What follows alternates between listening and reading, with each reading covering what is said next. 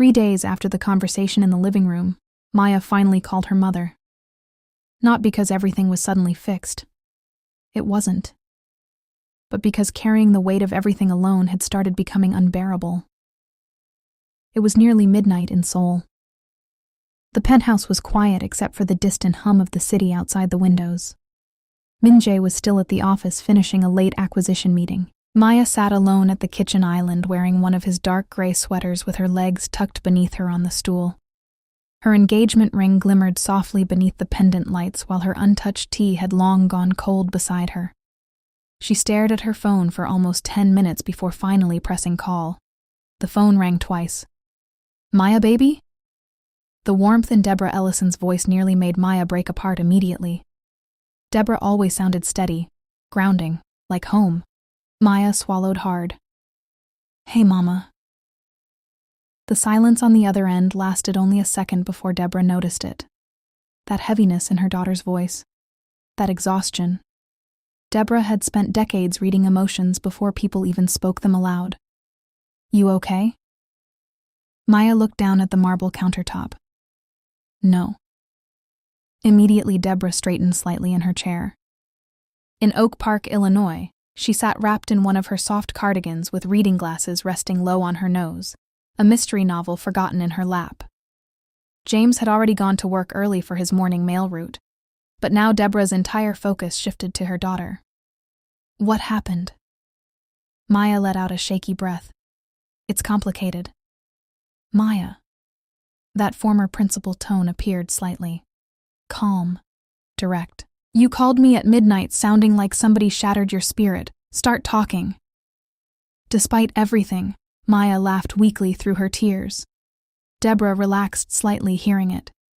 Just slightly. Maya pressed her fingers against her forehead. Inhaled slowly. Then finally, she told her everything. Denise's confession. The hotel bar in Chicago. The one-night stand. Min-Jae remembering. The conversation in the living room. The guilt. The confusion. The fear. Deborah did not interrupt once. Not once. She simply listened while her daughter unraveled emotionally from thousands of miles away. When Maya finally finished, the silence between them felt heavy. "Mama," Maya whispered emotionally. "I know logically none of them did anything wrong, but it still hurt so bad." Deborah leaned back carefully against the couch cushions, thinking, processing. Then finally she asked softly, "What exactly hurt you?"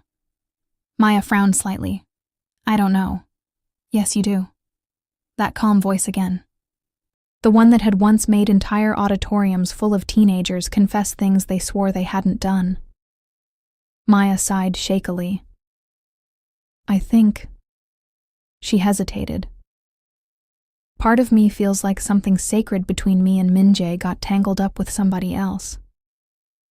Deborah nodded slowly to herself. "That makes more sense." Maya closed her eyes briefly. "And Denise is family," she whispered. "That's the part I can't stop thinking about." Deborah was quiet for a moment before speaking carefully. "Maya, listen to me closely." Maya straightened slightly. "Denise did not tell you that story to hurt you." Maya's throat tightened instantly. "I know." "No," Deborah said gently. "I need you to really understand that." Maya stared silently toward the rain-streaked windows. Your cousin could have taken that memory to her grave. That truth landed heavily. But instead she told you because she loves you enough to risk losing your trust rather than allowing you to unknowingly walk into a marriage carrying hidden information. Maya swallowed hard. She sounded devastated when she called me. I'm sure she was. Deborah sighed softly. Denise has loved you since the day you were born. That girl used to fight children twice her size for touching your toys. Despite herself, Maya laughed softly through her tears. And now she's terrified she accidentally damaged the happiest relationship of your life. Maya looked down at her engagement ring. She feels guilty. Of course she does. Deborah's voice softened further. But guilt does not mean she committed some unforgivable betrayal. Maya was quiet, because deep down, she knew that too. Deborah adjusted her glasses carefully. Now let me ask you something else. Maya waited. Did Min-Jae lie to you? No. Did he try to deny it once he remembered? No. Did he disrespect you? Maya's eyes burned again. No. Then what exactly did either of them do wrong? Maya opened her mouth, closed it again, because that was the horrible, complicated truth. Nothing. Nothing except exist in the same painful coincidence. Deborah spoke carefully after a moment. Maya, adulthood will teach you that pain and wrongdoing are not always the same thing. The words settled deep into her chest. And sometimes, Deborah continued softly, people we love can accidentally hurt us without ever intending to. Maya leaned back slowly in the chair, emotionally exhausted. I hate this. I know. I hate that Denise is carrying this. I know. I hate that Min-Jae looked so guilty even though technically he didn't do anything wrong. I know. And I hate that part of me needed time to process this because now I feel selfish. Deborah's tone sharpened immediately. Stop that. Maya blinked. You are allowed to have emotions. But no, Deborah interrupted firmly.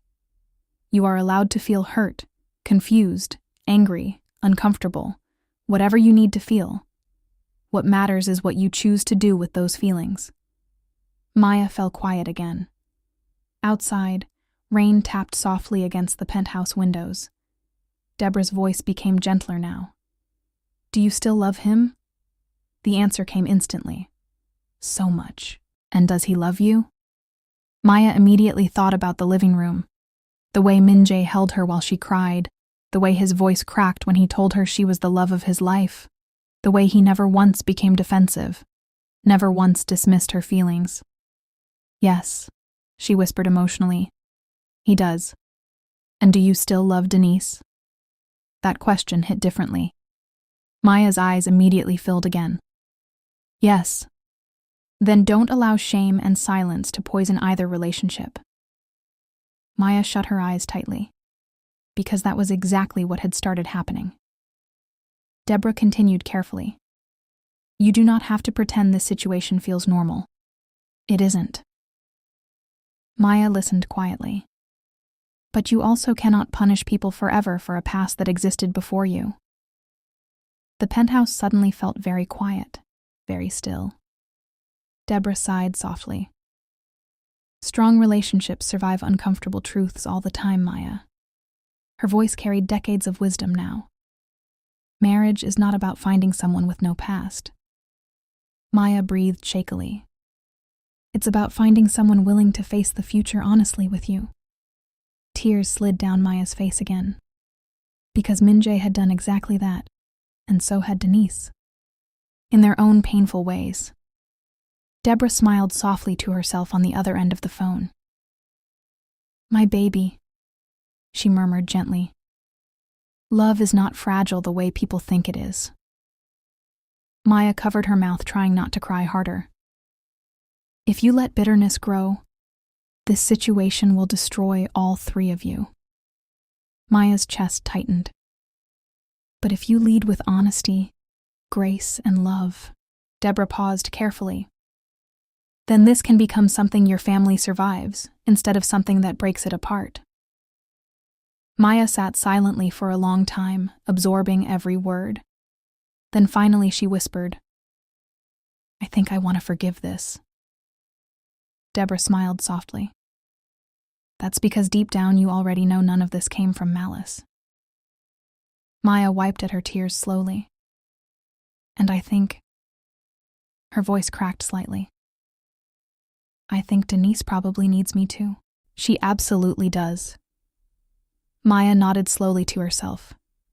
For the first time since the nightmare began. The situation no longer felt impossible, painful still, complicated still, but survivable. And somewhere deep inside herself, Maya finally began understanding that love was not being tested by perfection. It was being tested by grace. After the conversation with her mother ended, Maya remained sitting at the kitchen island for a long time. The phone rested quietly beside her. Rain still drifted softly against the penthouse windows. Seoul glowed beyond the glass in blurred gold and white lights. But something inside her finally felt calmer, not perfect, not magically healed, but steadier. For the first time in days, the panic inside her chest had loosened enough for her to think clearly. Deborah had been right. None of this came from betrayal. None of it came from malice. It was painful, complicated, messy, but not evil. And somewhere during that conversation, Maya realized she had become so consumed with her own confusion that she had stopped seeing the emotional damage everyone else was carrying too. Min-Jae, Denise, even herself. A soft chime echoed through the penthouse. The front door opening. Maya looked up just as Min-Jae stepped inside. Tall, elegant. Dark charcoal overcoat draped over broad shoulders. Rain still clinging lightly to his hair. His green eyes immediately found her sitting at the island. And instantly his expression softened. Because for the first time in days, she didn't look emotionally distant. She looked tired. Emotional, but present again. Min-Jae closed the door quietly behind himself. "You're awake." Maya nodded softly. "I was talking to my mom." Something in her tone made him pause, carefully hopeful. He removed his coat slowly before walking toward her. Maya watched him approach beneath the warm pendant lights, and suddenly guilt hit her hard all over again. Not about the situation itself anymore, but about how alone she had made him feel while she drowned inside her own head. Min-Jae stopped in front of her, studying her carefully. "You look lighter," he said quietly. Maya let out a small emotional laugh. "I think I am." Relief flickered briefly across his face. Small, subtle, but there. And somehow seeing that hurt her heart a little. "Maya, I'm sorry." The words came out immediately. Min-Jae blinked slightly. She stood from the stool then, looking directly at him. "I'm sorry for shutting down on you." His expression softened instantly. "Maya." "No," she whispered emotionally. "I need to say this." Min-Jae stayed quiet, listening. Maya clasped her hands together nervously. "I was so stuck inside my own feelings that I didn't realize you were hurting too."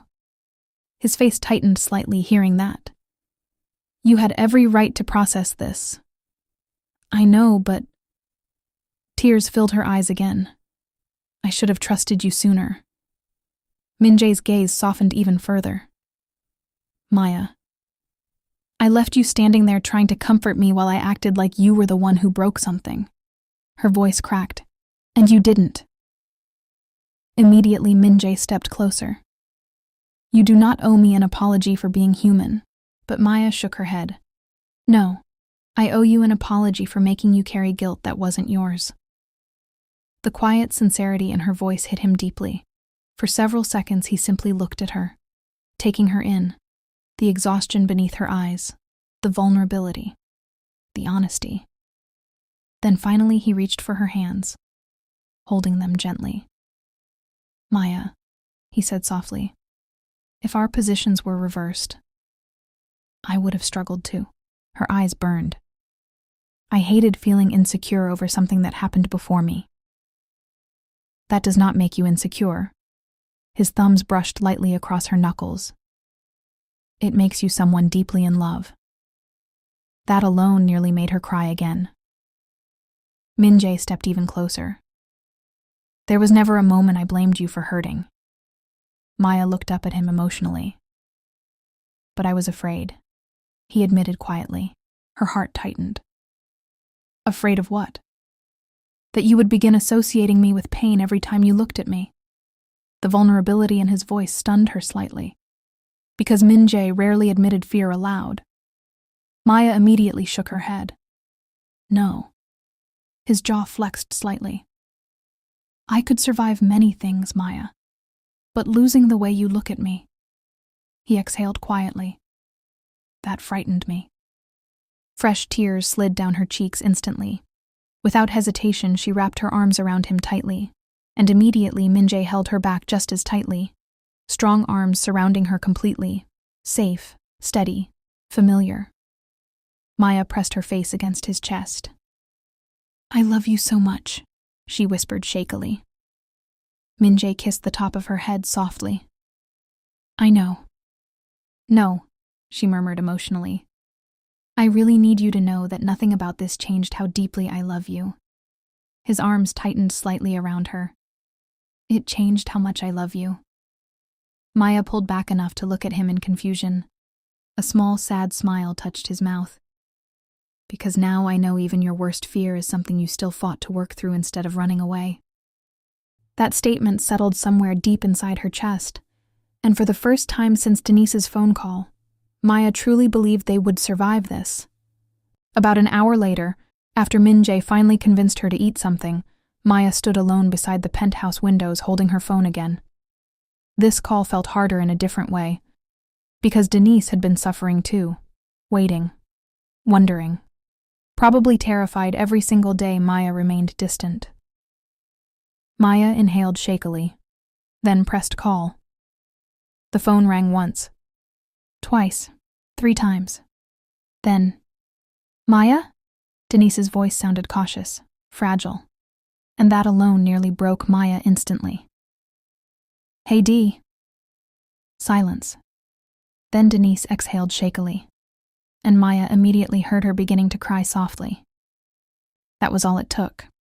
Maya's own tears spilled over immediately. Oh my God, Denise whispered brokenly. I'm so sorry. No, Maya cried softly. No, don't do that. I never wanted to hurt you. I know. Denise was openly crying now. I swear to God if I could take it back I would. Maya covered her mouth trying to steady herself. I know you would. The emotion between them felt enormous. Years of sisterhood, love, history, pain, all tangled together through the phone line. I'm sorry it took me so long to call, Maya whispered tearfully. Denise immediately shook her head even though Maya couldn't see it. No, you needed time. But I hated feeling distant from you. That made Denise cry harder, because that distance had been killing her too. I love you so much, Maya whispered. Denise let out a broken sob. I love you too, Maya. Maya leaned against the window overlooking Seoul while tears slid freely down her face. I never want this to destroy us. It won't, Denise cried immediately. I don't care what happens, I will never stop loving you. Maya shut her eyes tightly. I know. Denise took a shaky breath. I'm so sorry for what happened between me and Min-Jae. The pain in her voice sounded genuine, deep, ashamed. Maya answered softly through tears. You didn't even know him. I know, but still. Denise's voice cracked apart. I hate that the man you love is attached to a memory like that with me now.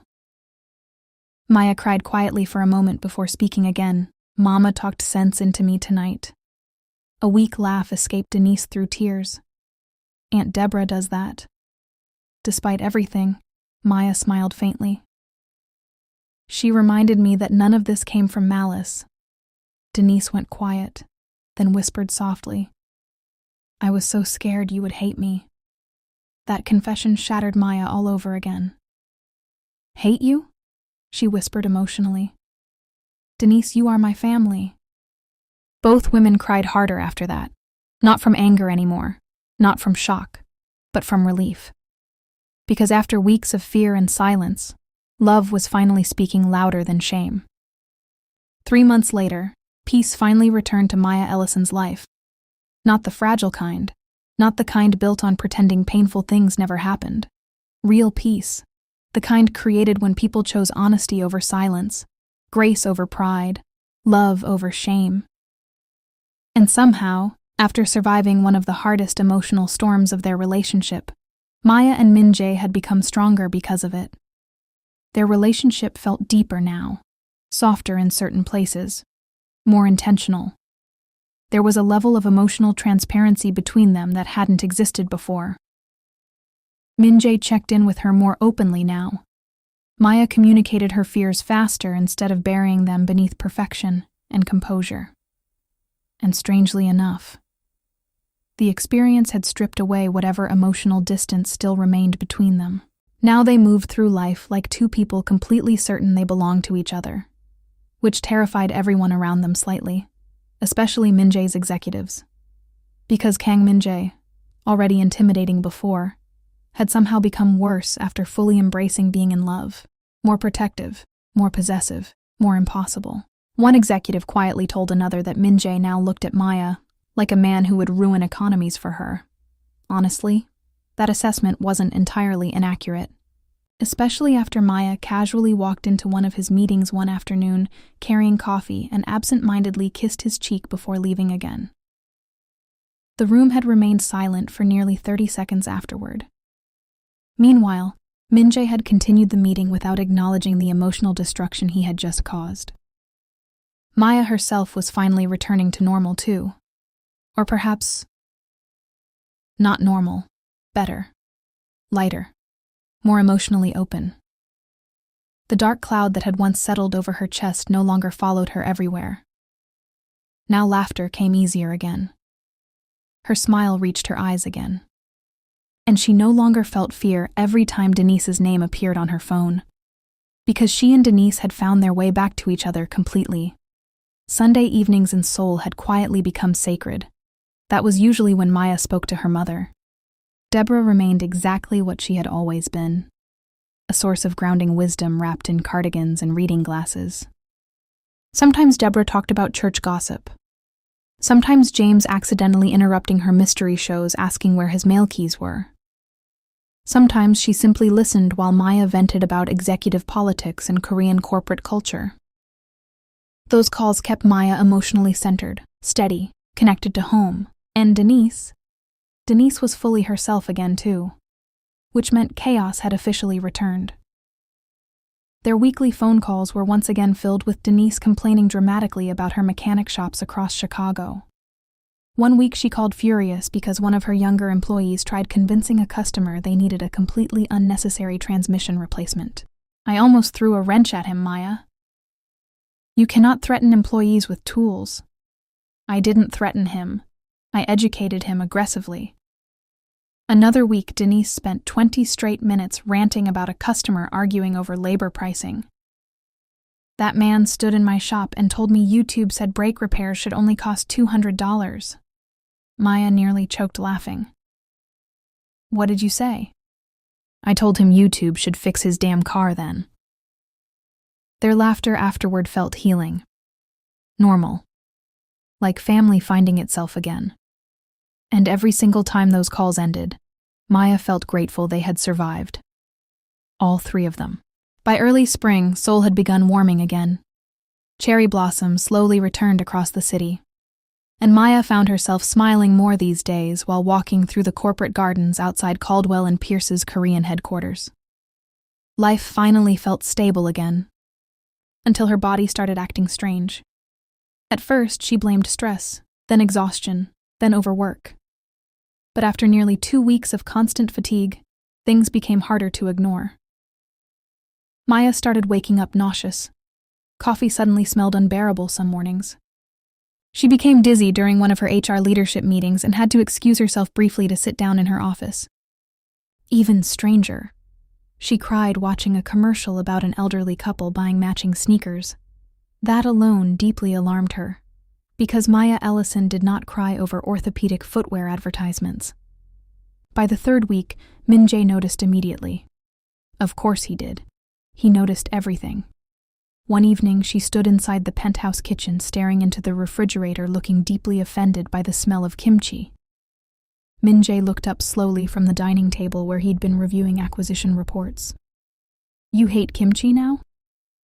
Maya frowned at the refrigerator. "I don't know what's wrong with it." "There is nothing wrong with it." "There absolutely is." Min-Jae studied her carefully. Then his eyes narrowed slightly. Maya immediately noticed the look on his face. What? He leaned back slowly in his chair. When was your last cycle? Silence. Complete silence. Maya blinked once, then twice. Her stomach dropped instantly. Oh my God. Min-Jae stood immediately. Maya. But she was already mentally counting dates backward. Business trips, meetings, stress. The last few months had been such emotional chaos she genuinely hadn't noticed. Her eyes slowly lifted toward him. Wide. Shocked. Min-Jae looked equally stunned now. Neither of them spoke for several seconds. Then Maya whispered, "No way." Min-Jae moved around the table toward her slowly, his expression unreadable in the way it only became when he was trying very hard not to emotionally spiral. Maya, I'm serious, there's no way. But even as she said it, her body already knew. The exhaustion, the nausea, the dizziness, the emotional sensitivity. Her hand slowly moved to her stomach unconsciously, and Min-Jae's eyes immediately dropped to the gesture. Something shifted across his face then, something raw, hopeful, terrified. Maya looked at him. You think I'm pregnant? I think, he said carefully, we need a test immediately. 20 minutes later, Maya stood inside the penthouse bathroom staring at a small white stick sitting on the marble counter while her heart threatened to beat out of her chest. Min-Jae stood nearby, trying and failing to appear calm, which would have been more convincing if he hadn't paced the bathroom 3 separate times already. Maya looked up at him nervously. This feels insane. Min-Jae looked like he was preparing for psychological warfare. You are shaking. So are you. I am not. You absolutely are. He glanced down at his hand, very slight trembling. Min-Jae looked offended by his own nervous system. Maya almost laughed despite the panic. Then, the timer finished. The room went still. Maya slowly reached for the test, looked down, and froze. Her breath caught instantly. Min-Jae's voice came low and cautious. Maya? She stared at the result for another full second before looking up at him with tears suddenly filling her eyes. We're pregnant. For a moment, Kang Min-Jae said absolutely nothing. He just stared at her, at the tears filling her eyes, at the pregnancy test trembling slightly in her hand, at the woman he loved standing beneath the soft bathroom lights telling him their entire lives had just changed forever. And Maya watched something happen to him in real time. Shock first, pure disbelief. Then emotion hit him so hard it visibly broke through years of discipline and control. His mouth parted slightly, green eyes widening. Maya. His voice cracked. Actually cracked. Maya's own tears spilled over harder hearing it. The pregnancy test slipped forgotten onto the marble counter as Min-Jae crossed the bathroom in 2 long strides. Then suddenly his hands were on her face. Careful, almost disbelieving, like he needed to physically confirm she was real. We're having a baby, he whispered. The vulnerability in his voice destroyed her instantly. Maya laughed through tears and nodded. Yes. Min-Jae shut his eyes briefly, and Maya realized with stunned affection that he was trying not to cry. Trying very hard, which only made tears gather faster. A broken laugh escaped him next, soft, disbelieving. Then suddenly he pulled her against him so tightly she gasped softly. One arm wrapped around her waist while the other cradled the back of her head protectively against his chest. And then, to Maya's complete shock, she felt him trembling, not slightly, noticeably. Kang Min-Jae, she whispered emotionally. He buried his face briefly against her hair. I love you, he said roughly. The words sounded overwhelmed, almost wrecked. I love you so much. Maya wrapped her arms around him immediately, and for several long seconds neither of them moved. The penthouse around them felt impossibly quiet now, like the world itself had paused. Finally, Min-Jae pulled back just enough to look at her again. His eyes were red, actually red. Maya stared at him in stunned amazement. "You're crying." "I am not." A tear slid down his face immediately afterward. Maya burst into emotional laughter. "Oh my God, you are!" Min-Jae looked deeply offended by the betrayal of his own face. Then another tear escaped anyway. Maya laughed harder through her own tears, and suddenly Min-Jae laughed too. A real laugh, full, disbelieving, joyful in a way she had never heard from him before. He looked down at her stomach again almost immediately afterward. That same raw emotion returned to his face instantly. "Our baby," he whispered. Maya's chest physically ached hearing him say it aloud. He slowly lowered one hand to her stomach, then stopped midway, hesitating, almost nervous. Maya immediately took his hand gently and guided it the rest of the way. The second his palm rested against her stomach, Min-Jae completely fell apart emotionally. His entire face changed, like the reality of it finally became real beneath his hand. His child. Their child. A family. Maya watched tears gather in his eyes again. This time he didn't even try hiding them. "I didn't know it was possible to love someone this much," he admitted quietly. Maya immediately started crying harder. Min-Jae looked back up at her, overwhelmed, awestruck. "You made me a father." The reverence in his voice shattered her completely. Maya covered her mouth, trying unsuccessfully to stop sobbing, and immediately Min-Jae pulled her back into his arms again, holding her tightly, protectively, like he already viewed both her and the baby as the most precious things in existence, which honestly, he did. "I promise," he murmured against her hair. "I will spend the rest of my life protecting both of you." Maya clutched the front of his shirt tightly. "I know." His hand remained spread across her stomach while he held her, almost unconsciously, like he physically couldn't stop touching her now. Then suddenly he pulled back again, eyes widening slightly. "You have been drinking coffee." Maya blinked. "What?" "The baby." He looked genuinely alarmed now. "You have been drinking espresso every morning."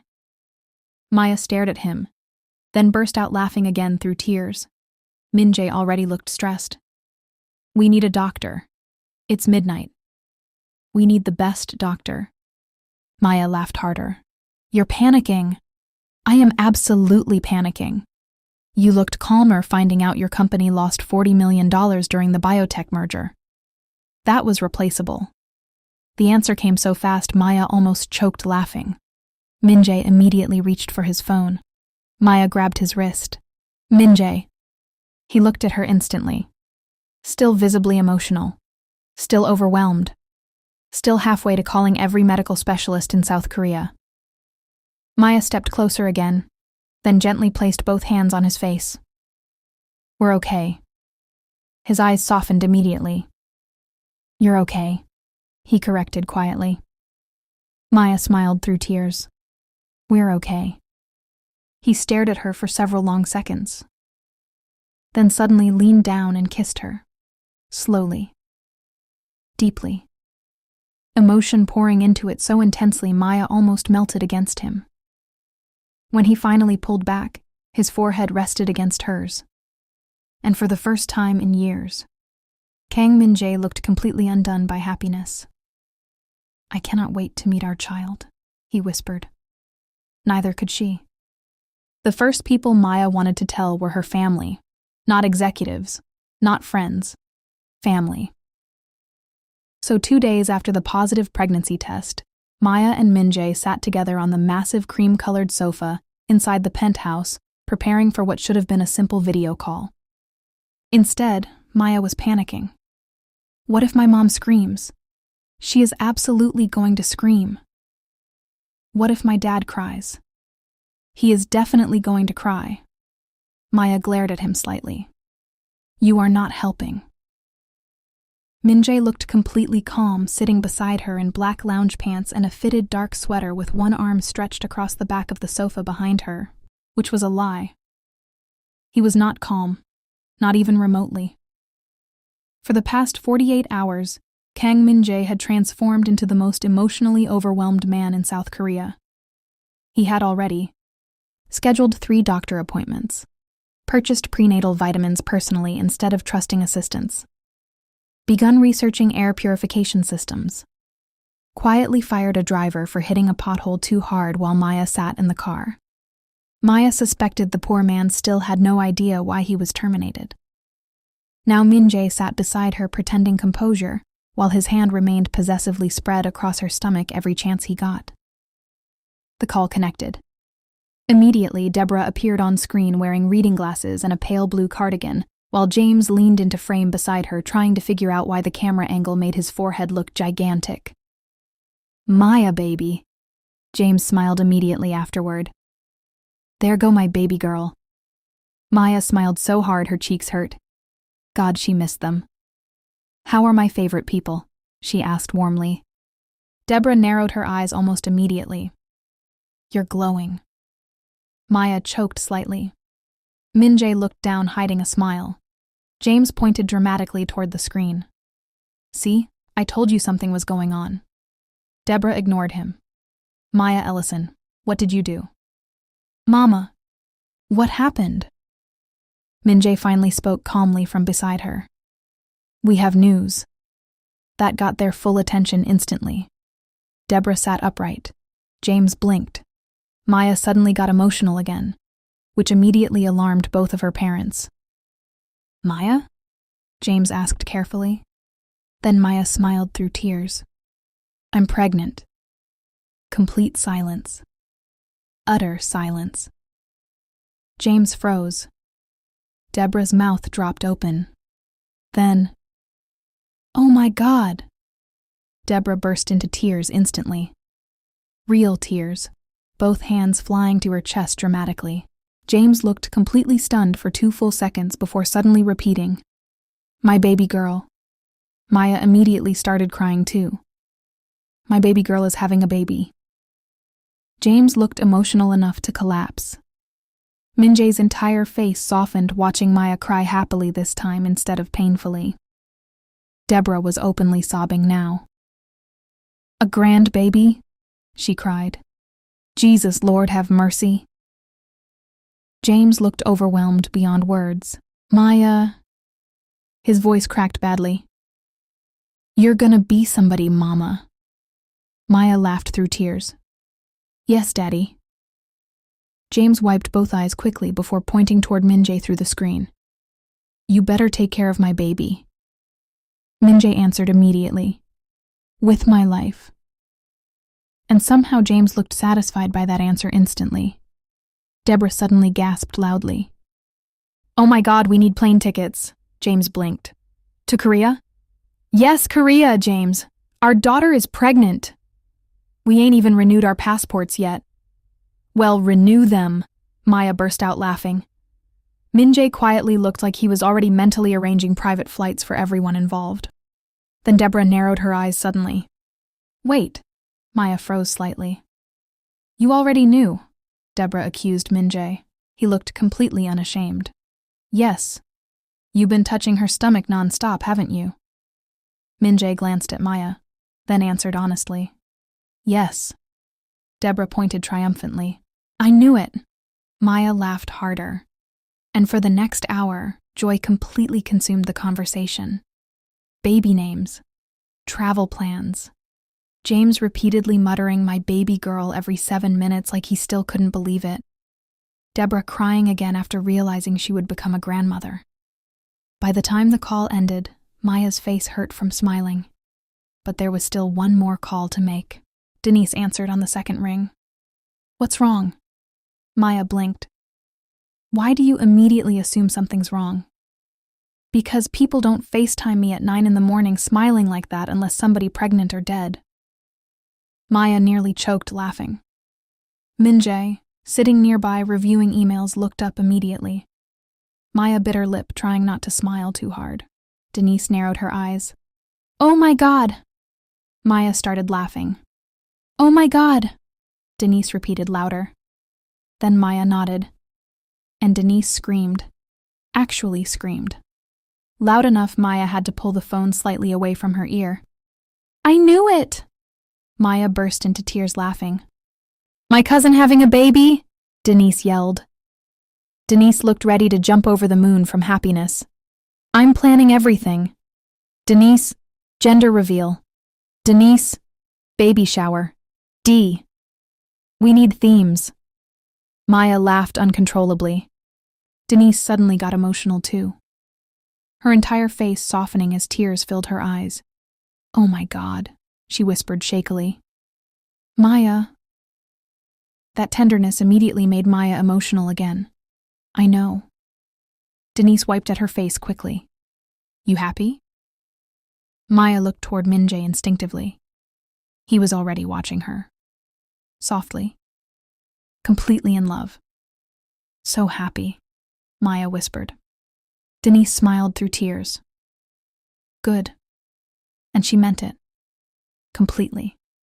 Truly. Even with the secret she would carry to her grave, the terminated pregnancy from years ago, the painful memory tied to the same man Maya now loved with her entire heart.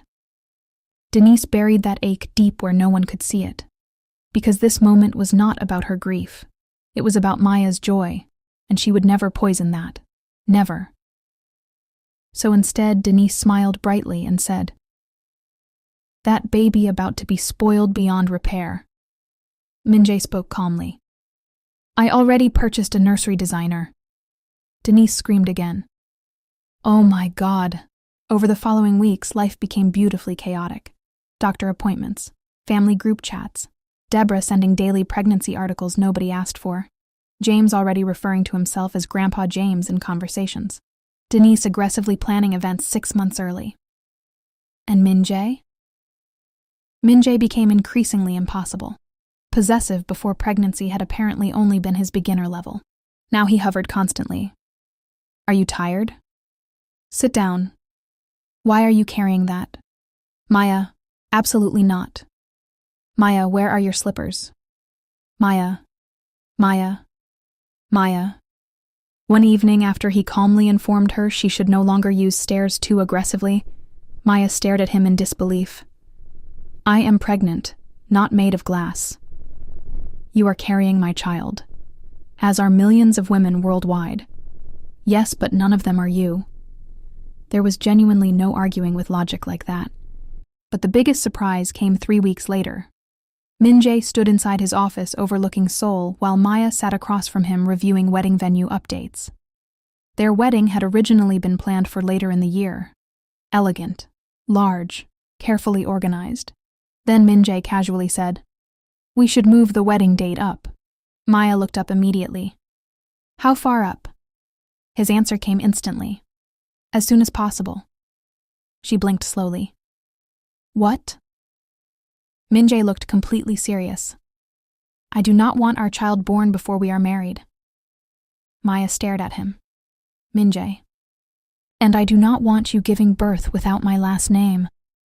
The intensity in his voice stunned her slightly. Not controlling, emotional, deeply emotional.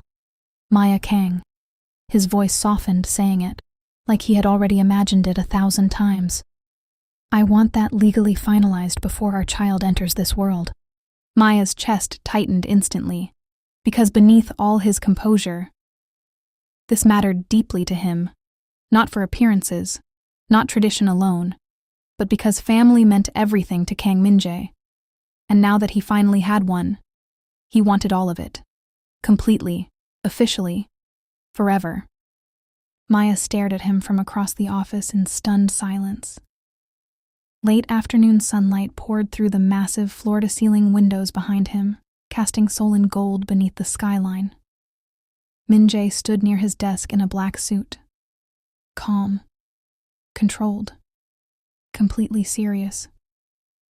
"I want that legally finalized before our child enters this world." The emotion in his voice lingered heavily between them. Maya's heart softened instantly, not because of the wedding itself, but because she understood what he was truly saying beneath the words. "I want you fully mine. I want our family protected. I want forever." Maya closed the wedding planner folder slowly in her lap.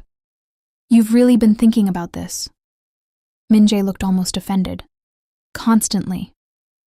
That made her laugh softly. Of course he had. She should have known the moment he discovered she was pregnant.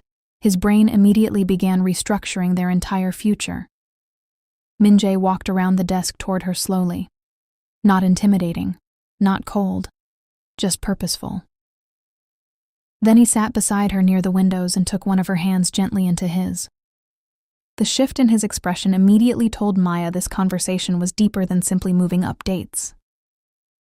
Maya, his voice lowered, softer now. I need you to hear me clearly. Something in his tone made her entire chest tighten. Min-Jae glanced down briefly toward her stomach before looking back into her eyes. I do not care about a massive ceremony right now. Maya blinked slightly. What? I know your mother wants elegance. I know Denise would happily turn this into a 3-day international production. A faint smile touched his mouth briefly. And eventually, if you still want that, I will give you everything you deserve. The seriousness returned immediately afterward. But now? His thumb brushed lightly across her knuckles. Now I only care about marrying you before our child arrives.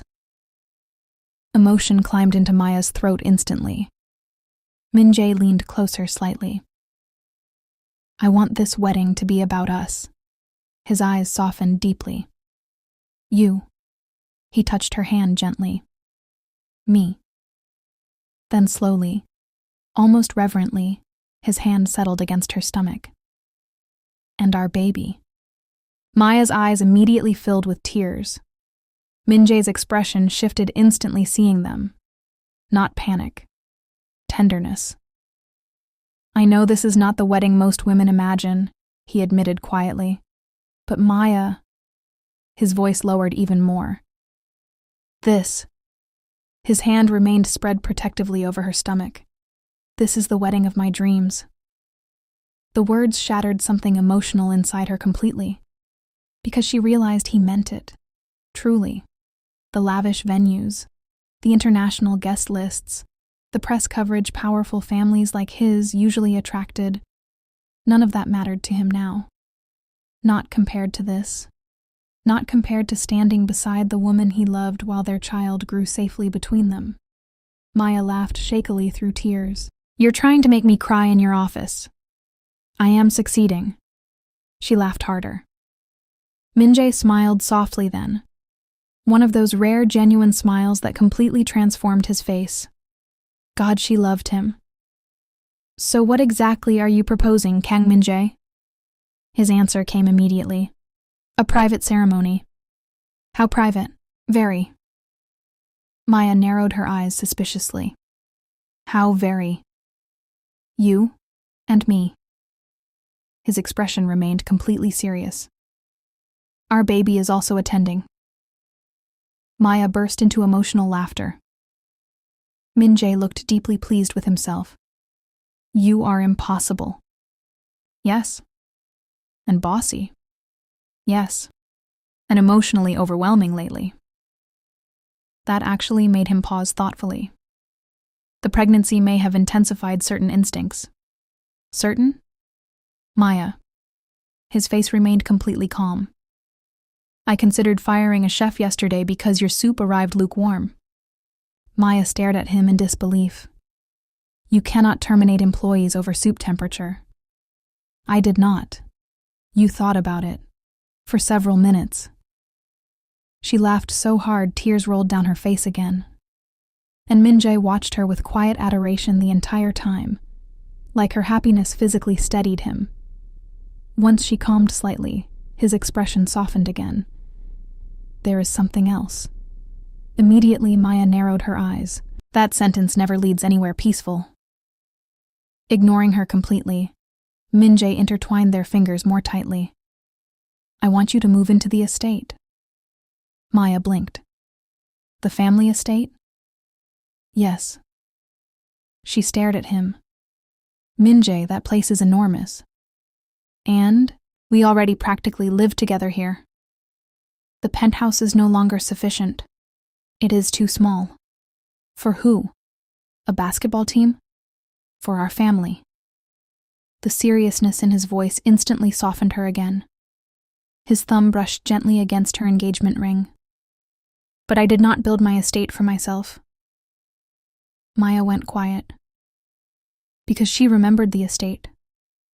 The massive grounds outside Seoul, the endless gardens, the private lake, the separate family wing, the nursery spaces she once joked looked large enough for royalty. At the time, she hadn't understood why such a powerful man lived alone in a place clearly designed for generations. Now she did. Min-Jae's voice lowered quietly. I built that home, hoping someday I would have a family worth filling it with. Maya physically felt her heart ache. And now I do. The emotion in his eyes nearly destroyed her. He continued softly. I want our child to grow up there. His hand rested over hers and her stomach again. I want to wake up beside you there. His gaze never left hers. I want holidays there. Birthdays. Family dinners. Children running through those halls. Maya's breath caught. Children. Plural. Min-Jae caught the expression immediately. Yes, he said calmly. Plural. Maya laughed through tears again. Oh my God. I am planning ahead. You already want more children? I already love this one enough to know I will want another. That statement hit her so hard emotionally she had to look away briefly. Min-Jae gently touched her jaw until she looked back at him again. Maya. His voice turned deep, steady, certain. You are my family now. Tears slipped silently down her cheeks. And I want to build our life properly. Maya searched his face for several long seconds. Then finally whispered, You really mean forever? Min-Jae looked almost insulted by the question. I meant forever long before the baby. And somehow, she fell even more in love with him than she already was. The morning Maya Ellison became Maya Kang, Seoul looked like something painted by hand. Soft spring sunlight spilled across the city. Cherry blossoms drifted through the air like pale pink snow. And high above the skyline, on a quiet hilltop overlooking the Han River, Kang Min-Jae waited for his bride. There were no guests, no cameras, no orchestra, no massive floral arrangements or international business elites watching from polished white chairs. Just him, her, their child, and the elderly officiant standing nearby pretending not to emotionally cry every few minutes, which was difficult, because even he could feel the love between them.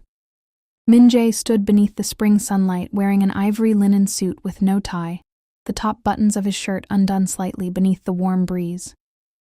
He had never looked less like a feared corporate titan, and somehow, never more beautiful. The sharp severity he usually carried seemed softened today, gentler, human, completely undone by love. His green eyes remained fixed down the stone pathway the entire time, waiting. Then finally, Maya appeared, and Kang Min-Jae forgot how to breathe. She walked slowly toward him beneath drifting cherry blossoms wearing a simple ivory dress that moved softly around her body every time the wind touched it. No dramatic embellishments. No heavy jewels, no veil, just elegance. The dress hugged gently beneath the slight curve of her stomach before flowing loosely downward. Her curls rested freely around her shoulders. Natural, beautiful, radiant in a way that made the entire world around her seem less important. Min-Jae physically felt his chest tighten looking at her. Because this was it. His family, his future, his entire heart walking toward him beneath the Seoul sky. Maya smiled softly when she reached him, and Min-Jae immediately took both of her hands like he needed the physical contact to survive. For several seconds, neither of them spoke. They simply stared at each other, overwhelmed.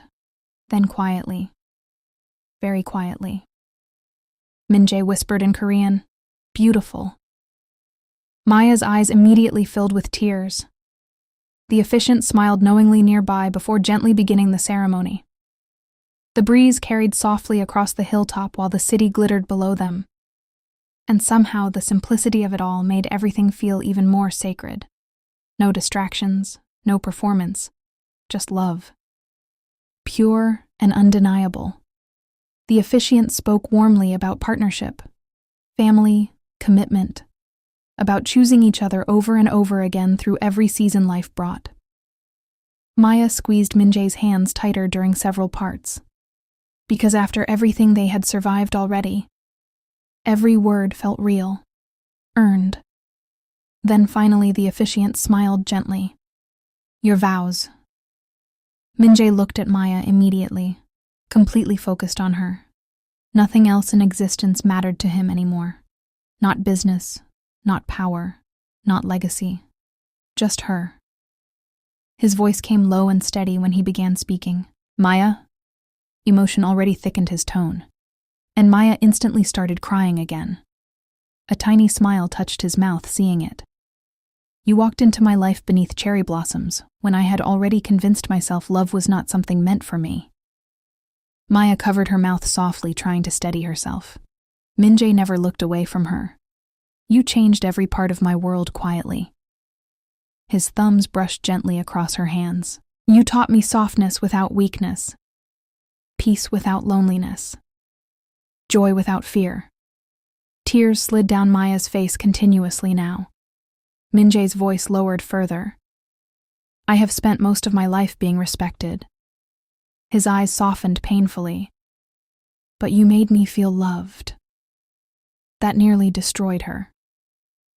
And now, he whispered emotionally, glancing briefly toward her stomach. You have given me a family.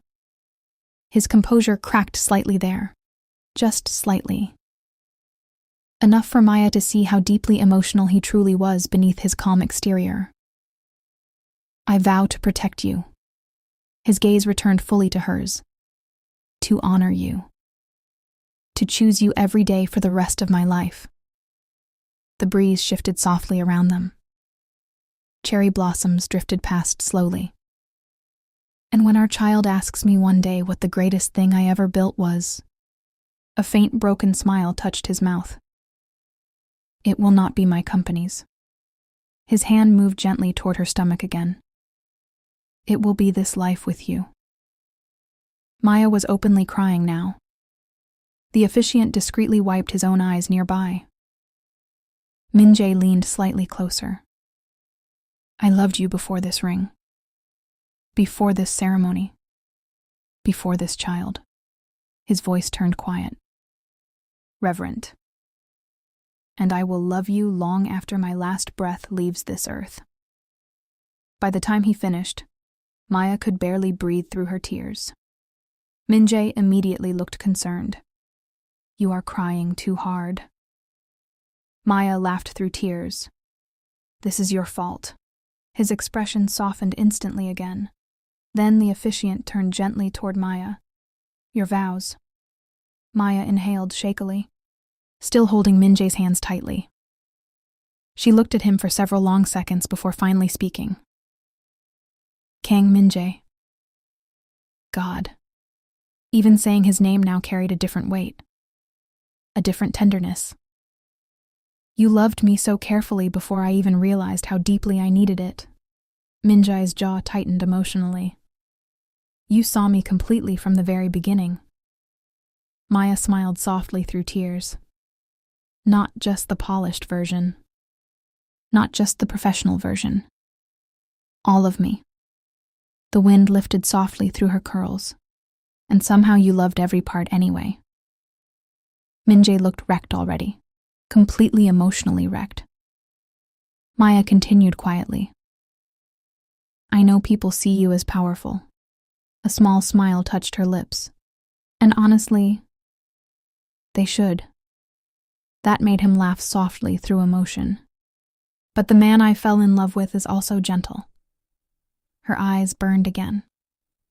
Protective. Patient. Loyal beyond reason. Min-Jae's eyes closed briefly hearing that. Maya squeezed his hands tighter. You held me together during one of the hardest moments of my life instead of turning away from me. Fresh tears slid down her cheeks. You made me feel safe enough to be vulnerable. And loved enough to heal. Min-Jae looked like he was one emotional sentence away from completely losing composure. Then Maya smiled shakily. And now we're having a baby. A quiet laugh escaped both of them. Maya's expression softened completely afterward. I promise to stand beside you through every version of life we face. She glanced briefly toward the city below them. Success, fear, joy, loss, growth. Then she looked directly back into his eyes. You will never carry this life alone again. Min-Jae's breathing visibly changed hearing that. Maya stepped slightly closer. You are my home now. That was the sentence that finally broke him. A tear slipped freely down Min-Jae's face. He didn't even try hiding it. And honestly, neither did she. The officiant smiled warmly through his own emotions before quietly pronouncing them husband and wife. Then finally, Min-Jae kissed her. Slowly, tenderly. One hand cradling her face while the other rested protectively against her stomach. And high above Seoul beneath drifting cherry blossoms, Kang Min-Jae kissed his wife while their unborn child rested safely between them. Exactly the way he dreamed it would be. The Kang estate did not look like a home built for ordinary people. It looked like something created by a man who had spent his entire life preparing for legacy. The property sat high in the hills outside Seoul, hidden behind towering black iron gates, and layers of security so discreetly sophisticated most visitors never noticed them. Long winding roads curved through acres of manicured landscape, before the estate itself finally appeared beyond rows of ancient trees and carefully designed gardens. The first time Maya saw it after becoming Maya Kang, it hit differently, because now she wasn't visiting. She was coming home. The black luxury SUV rolled slowly through the final set of gates while late afternoon sunlight spilled across the property in soft gold. Maya stared quietly out the window.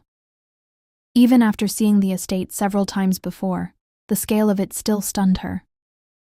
The main house rose elegantly against the hillside in warm creamstone and dark architectural lines blending traditional Korean influence with modern luxury. Massive floor-to-ceiling windows reflected the mountains beyond the property. Terraced gardens wrapped around the estate like living artwork. A private lake shimmered further in the distance. And somewhere beyond the trees, Maya could hear the soft sound of water flowing from one of the hidden stone streams Min-Jae once told her were built throughout the grounds for peace and balance. The estate was enormous, not cold, not flashy, intentional. Every detail carried quiet wealth instead of loud extravagance. Nothing about it begged for attention. It simply existed with the calm confidence of something permanent. Maya exhaled softly. My God. Beside her, Min-Jae looked entirely too pleased with her reaction. You say that every time. Because this place looks like a billionaire secretly built a private country. That is dramatic. Maya turned slowly toward him. There are literal mountains on your property. One mountain. That's still insane. A faint smile touched Min-Jae's mouth as the vehicle approached the main entrance. Large carved wooden doors stood beneath a covered stone entryway, framed by minimalist lantern lighting and tall ivory floral arrangements, already placed there by staff to welcome them home after the wedding. Home. The word settled strangely emotional inside Maya's chest. The driver stepped out first, but before staff could open Maya's door, Min-Jae already had. Of course he did. For a man who ran multinational corporations with terrifying efficiency, he remained deeply committed to opening doors for his wife personally. Maya stepped carefully from the SUV wearing a soft cream dress and low heels, while the breeze lifted gently through her curls. Immediately, several staff members bowed respectfully. Welcome home, Madam Kang.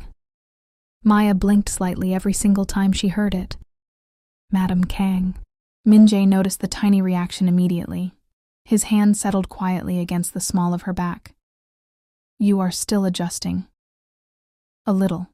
His eyes softened. I like hearing it. Maya smiled faintly. Of course he did. Inside, the estate somehow felt even more breathtaking. Warm, ivory stone floors stretched beneath soaring ceilings accented with dark wood beams and modern chandeliers designed more like sculpture than lighting. Walls of glass overlooked gardens in almost every direction. Soft, neutral tones blended with rich woods, textured fabrics, and carefully curated artwork throughout the home. Nothing looked overdone. Everything looked lived in, loved. The estate no longer felt like the house of a powerful man. Now it felt like the beginning of a family. Maya slowly turned in place, taking everything in. The main living room alone looked larger than some luxury hotels. Sunlight poured across massive cream-colored sofas and low marble tables, while an enormous fireplace stretched upward along a wall of textured stone. Fresh flowers had been placed everywhere: white roses, cherry blossoms, soft greenery. The subtle scent of jasmine lingered faintly through the air. Maya looked toward Min-Jae. "You decorated." His expression remained completely calm. "The staff decorated." "You instructed them." "Yes." "Min-Jae, you are pregnant." As if that explained everything. Honestly? To him it probably did. Maya laughed softly under her breath. Then suddenly Min-Jae's hand rested gently against her stomach again. An unconscious habit now. Constant. Protective. "My wife should enter her home beautifully." The tenderness in his voice caught her completely off guard. Wife. Every time he said it, something inside her melted. Min-Jae guided her slowly through the estate afterward, and Maya realized almost immediately he had been preparing this place for her long before she officially moved in. Her favorite teas already stocked the kitchen. Books she loved rested in the upstairs sitting room, fresh flowers arranged in shades she once casually mentioned liking months ago. Even the master suite had changed. The room no longer looked like a solitary man lived there. Now, soft textures balanced the darker masculine tones. Additional closet space had already been redesigned entirely for her. Her skincare products sat perfectly arranged in the bathroom beside his. Photographs of them now existed throughout the suite. Tiny signs everywhere that said, "You belong here." Then Min-Jae led her toward the east wing of the estate. This part was unfinished before. Maya looked around curiously as they walked through wide, quiet hallways lined with warm lighting and enormous windows overlooking gardens below. Unfinished? I never had reason to complete it. That answer alone made her emotional. Min-Jae opened a set of double doors slowly. Maya stepped inside and stopped completely. The nursery. Soft cream walls. Warm natural wood. Large windows overlooking cherry blossom trees below the hillside. An ivory crib already positioned beneath a hand-painted ceiling of clouds and stars. A plush sitting area rested nearby beside shelves partially filled with children's books in both Korean and English. Maya covered her mouth instantly. Oh my God. Min-Jae watched her carefully, nervously, surprisingly enough, which meant he genuinely cared what she thought. You already built the nursery? Our child arrives in several months. That is not an answer. I am preparing responsibly. Maya turned toward him slowly, with tears already filling her eyes. Min-Jae. His expression softened immediately, then quieter, almost vulnerable. He admitted, I started planning it the day we found out. That destroyed her emotionally, because of course he had. Of course Kang Min-Jae immediately began building a world around their child the second he knew they existed. Maya walked slowly toward the crib, one hand resting gently against her stomach.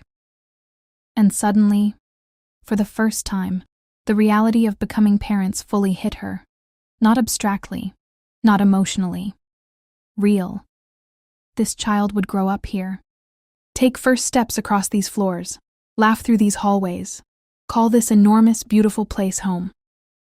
Maya turned back toward her husband with tears sliding quietly down her face. Min-Jae immediately crossed the room toward her, concern softening his features. Maya. This is really happening. His entire expression changed, hearing the emotion in her voice. Then gently, carefully. He pulled her against him inside the nursery while evening sunlight poured softly through the windows around them. "Yes," he whispered against her hair. "It is." And standing there inside the home he had built for a future he once thought he would never have. Kang Min-Jae held his wife and unborn child in his arms while the estate around them finally became what it was always meant to be: a family home. There were very few people Kang Min-Jae trusted completely. In truth, almost none. Trust was not something Min-Jae gave easily. Not after growing up surrounded by powerful people who viewed loyalty as transactional and affection as weakness. Most relationships in his world came with conditions, expectations, hidden motives.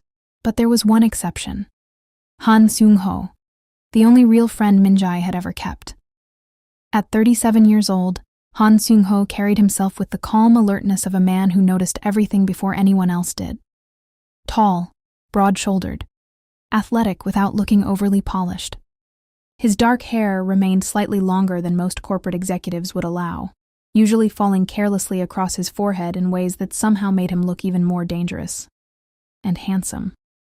Painfully handsome. Sharp jawline, warm bronze skin, dark eyes so observant they unsettled people quickly. Unlike Min-Jae's cold elegance, Seung-ho's attractiveness felt more grounded, more rugged. The kind of man who looked equally believable stepping out of a luxury car or winning a fistfight in an alley. Most people who met him assumed he was intimidating. They were correct. What most people missed beneath that intimidating exterior, however, was how deeply loyal he was to the people he loved. Especially Min-Jae. Especially now Maya. Especially the baby. Seung-ho currently oversaw every layer of security connected to Kang Holdings. Corporate security, private intelligence, estate protection, travel logistics, personal security teams. Every guard stationed at the estate ultimately answered to him. And no one, not even executives, argued with his decisions. Because if Kang Min-Jae was the brain behind the empire, Han Seung-ho was the shield protecting it. Maya met him properly, 2 weeks after moving into the estate, though technically she had seen him several times before, usually standing silently nearby during events, always watching, always alert, always dressed impeccably in dark tailored suits with an earpiece that somehow made him look even more attractive instead of less. Now, however, Maya sat in the estate kitchen eating fruit while heavily pregnant and deeply offended by how difficult opening a yogurt container had suddenly become. "I swear these lids get tighter during pregnancy. You are attacking it emotionally instead of strategically." Maya looked up immediately. Seung-ho stood near the kitchen entrance holding a security tablet beneath one arm. Tall, elegant in a dark suit despite it only being 8 in the morning. His expression remained perfectly serious. Only his eyes gave away amusement. Maya narrowed her eyes. "You've been standing there watching me fight yogurt?" "For approximately 40 seconds. "That's rude." "I considered assisting." "You absolutely should have." Seung-ho walked forward calmly and opened the container effortlessly before setting it back down in front of her. Maya stared at him in betrayal. Oh, now it opens easily. Perhaps the yogurt sensed fear. Maya burst out laughing. And for the first time since meeting him, Seung-ho smiled fully, which immediately explained why women probably lost common sense around him regularly. Dangerous smile, warm, rare, the kind that transformed his entire face unexpectedly. Maya blinked slightly. "Oh," Seung-ho raised an eyebrow. "That reaction concerns me." "You should smile more. That sounds exhausting." Before Maya could respond, Min-Jae entered the kitchen. Immediately his eyes scanned her first. Always her first. Then the yogurt. Then Seung-ho. Min-Jae narrowed his eyes slightly. "What happened?" Maya pointed dramatically. "The yogurt defeated me." Seung-ho answered calmly. "I intervened before the situation escalated." Min-Jae looked completely serious. "Good." Maya stared at both men. "You two genuinely belong in therapy." Neither of them reacted, which honestly proved her point. Later that evening, Maya finally asked the question she'd been wondering for weeks. How did you and Seung-ho become friends? Min-Jae looked up briefly from the documents in his office. The faintest hint of surprise crossed his face. Asking about Seung-ho is unusual. That's because he acts like a mysterious bodyguard in a spy movie. That is simply his personality. Maya curled deeper into the sofa near his desk. Well, I like him. Min-Jae's expression softened slightly hearing that. So does the baby. Min-Jae immediately looked toward her stomach with suspicious interest. The baby kicked when he brought me mango tea. He has good instincts. Maya laughed softly. Then Min-Jae leaned back in his chair quietly, thinking. For a moment, Maya almost assumed he wouldn't answer. Then finally, we met in secondary school. Maya blinked. High school? Yes. What were you like as a teenager?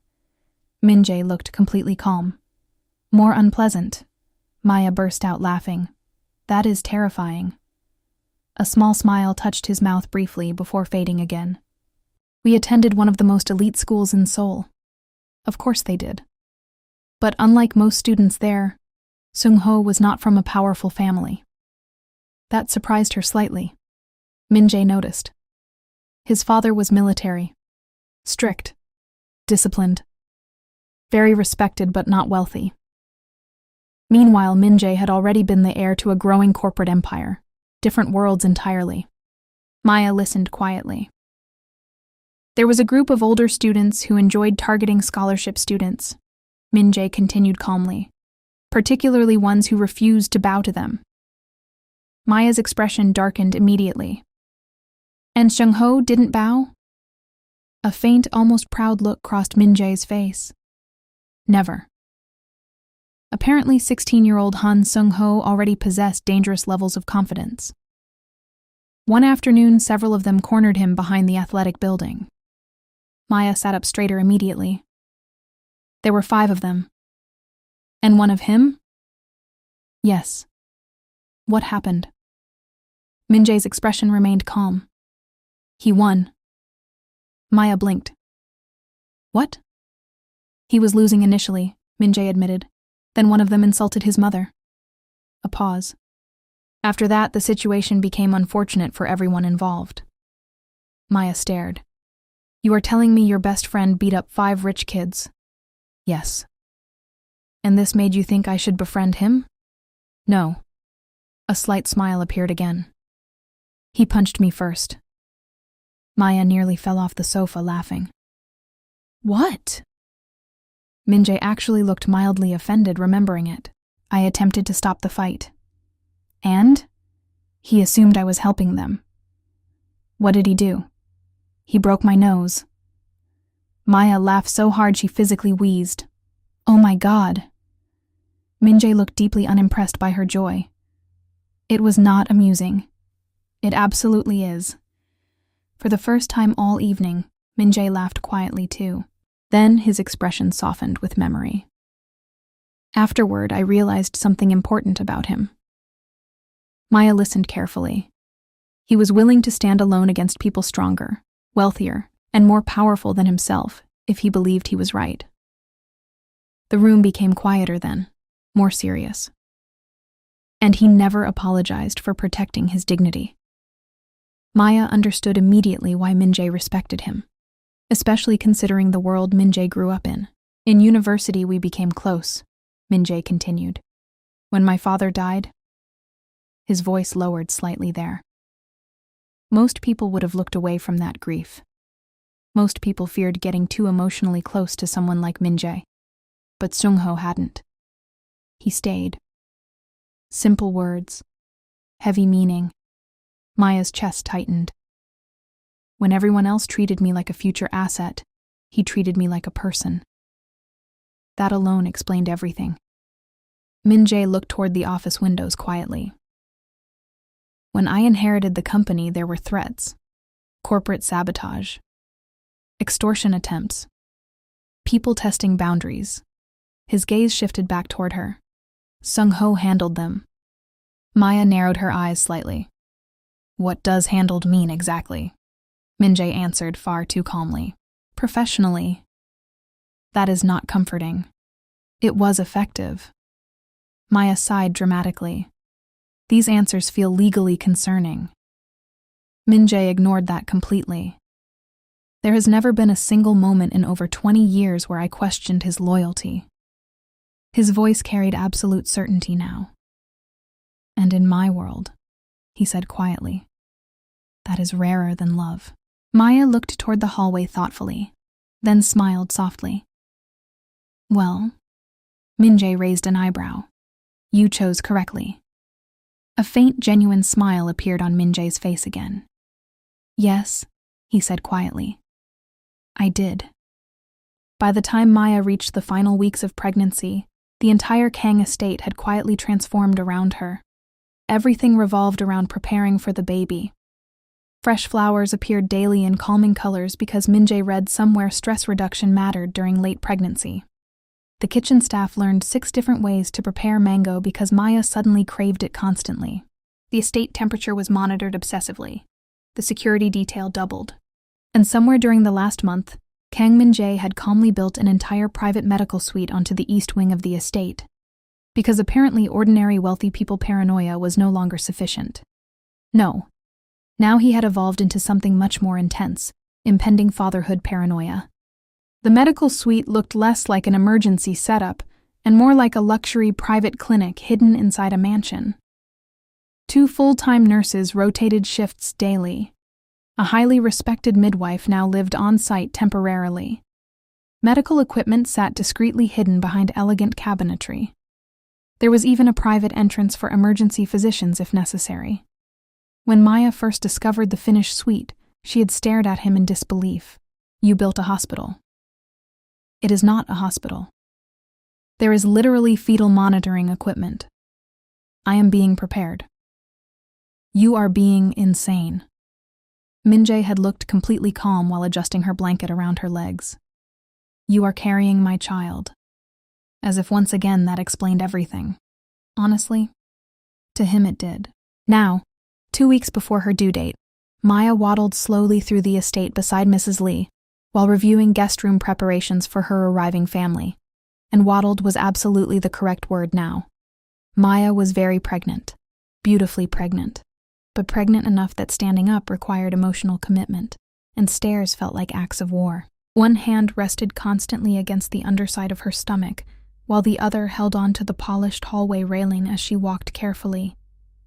Behind her, one nervous security guard discreetly shadowed from a respectful distance under strict instructions from Min-Jae not to let her walk anywhere completely alone. Maya had stopped fighting it days ago. Mrs. Lee noticed the expression on her face immediately. You are irritated again. Maya looked over. I feel supervised. You are supervised. That doesn't make it better. Mrs. Lee made a small disapproving sound beneath her breath. You nearly fell asleep standing yesterday. That happened one time. You were holding soup. Maya sighed dramatically. Mrs. Lee remained unimpressed. At 68 years old, Mrs. Lee possessed the kind of authority that made even powerful men instinctively straighten their posture around her, including Min-Jae. Especially Min-Jae. She had worked for the Kang family since Min-Jae was in university and officially became head estate caretaker shortly after his father's death. Tall for an older Korean woman, Mrs. Lee carried herself with crisp elegance and military-level organization. Her silver-streaked dark hair remained pinned neatly into a low twist every single day without exception. She wore neutral, hanbok-inspired house uniforms tailored perfectly to her frame and soft house slippers that somehow never made noise despite her ability to appear unexpectedly behind people at alarming speeds. Sharp eyes missed absolutely nothing. Not dust, not emotional tension, not improperly folded blankets, and certainly not Kang Min-Jae spiraling into overprotective husband behavior, which he absolutely had. Mrs. Lee had watched him transform over the past year with quiet fascination. Before Maya arrived, the estate had been beautiful, orderly, controlled, but emotionally empty. Min-Jae spent most nights working late. Entire wings of the home remained untouched. Meals often went uneaten because he forgot. The house felt like a structure maintained for obligation rather than joy. Then Maya arrived. Now laughter echoed through hallways. Music sometimes played softly from the kitchen. The nursery glowed warmly at night.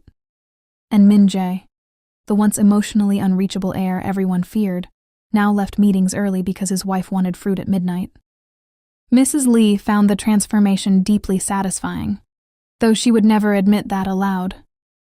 Maya paused outside one of the upstairs guest suites, catching her breath slightly. The baby shifted heavily. Immediately, Mrs. Lee noticed. "Sit. I'm fine. That was not a request." Maya smiled softly despite herself before carefully lowering into a nearby window seat. Mrs. Lee adjusted one of the pillows behind Maya's back with practiced precision. "Your mother arrives Tuesday morning," she said calmly while reviewing notes on a tablet.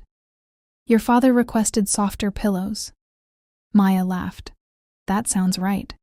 "And Miss Denise requested gym access." "That also sounds right." Mrs. Lee's lips twitched very slightly. It was the closest thing she had to visible amusement. She also asked if there was space for a portable grill. Maya burst out laughing. "Oh my God." Mrs. Lee looked genuinely disturbed. "She cannot cook meat indoors? She probably doesn't trust Korean barbecue portions." "That is concerning." Maya laughed harder. The baby kicked suddenly. Maya immediately rested both hands against her stomach instinctively. Mrs. Lee's entire face softened, not dramatically, just enough for Maya to notice. "You are uncomfortable today." "Little bit." Mrs. Lee nodded once. "The baby sits lower now." Maya blinked slightly. "You can tell?" "I raised 4 children." That surprised her. Mrs. Lee rarely discussed herself. "You have children?"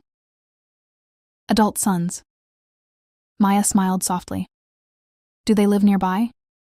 "1 in Busan, 3 in Seoul." A pause. "All excessively loud." Maya grinned. "That sounds familiar." Mrs. Lee adjusted Maya's pillow gently behind her back before speaking again. "Chairman Kang was very difficult during your medical suite construction." Maya snorted softly. "Difficult how?" "He attempted to install additional emergency generators personally." "That sounds exactly like him." "He also requested helicopter clearance routes." Maya stared. "What?" Mrs. Lee remained perfectly calm. "He feared road traffic delays." Mrs. Lee. "He argued with physicians twice." Maya covered her face, laughing helplessly. "Oh my God." Mrs. Lee's expression remained serenely judgmental. "He has not slept properly in weeks." That made Maya's laughter soften immediately, because she knew it was true.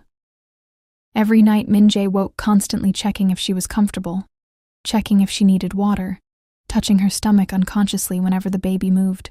Some nights Maya caught him simply staring at the nursery monitor system like he was mentally preparing for battle. Fear and excitement had completely consumed him. Mrs. Lee spoke quietly while straightening the nearby flowers.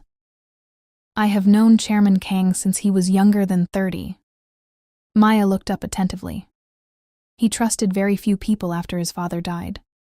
Her voice remained calm. "But after you arrived..." A small pause. He began smiling more. Maya's chest tightened softly. Mrs. Lee glanced toward her then. "This house was lonely before you." The honesty in her voice caught Maya off guard emotionally. "And now?" Mrs. Lee looked toward the nursery hallway nearby. "Now it feels alive." Maya looked down at her stomach quietly. The baby moved again beneath her hands, and suddenly emotion swelled hard inside her chest.